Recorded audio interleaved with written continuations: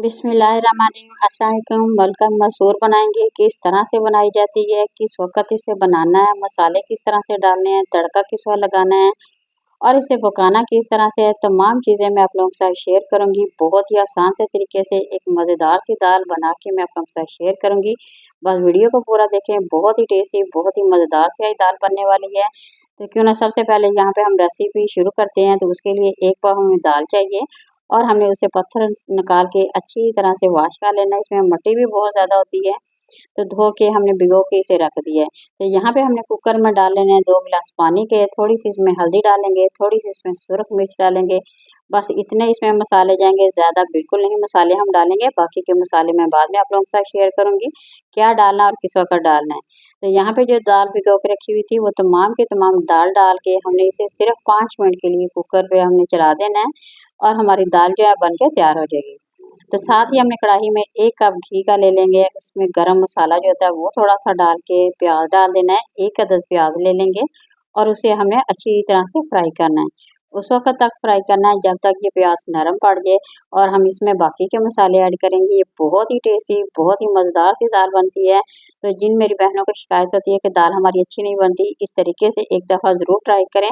ये बहुत ही मज़ेदार बनेगी और आसान तरीका भी है, इसे हर कोई बना सकेगा।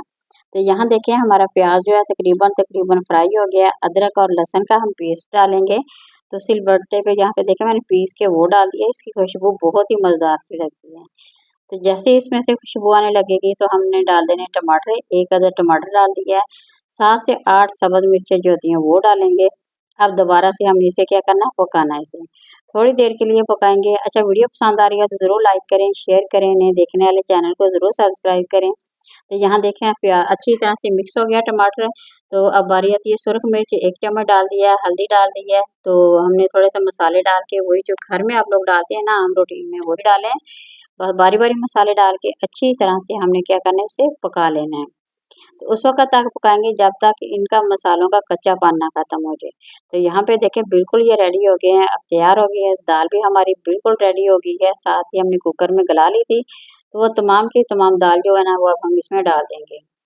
ये देखें, ये बहुत ही टेस्टी और मज़ेदार सी बनती है। जो मेरी बहनें कहती हैं हमारी दाल जो होती है ना वो फूल जाती है, मज़ेदार नहीं बनती। अगर आप इस तरीके से बनाते हैं तो यकीन करें दाल बहुत ही टेस्टी बनेगी।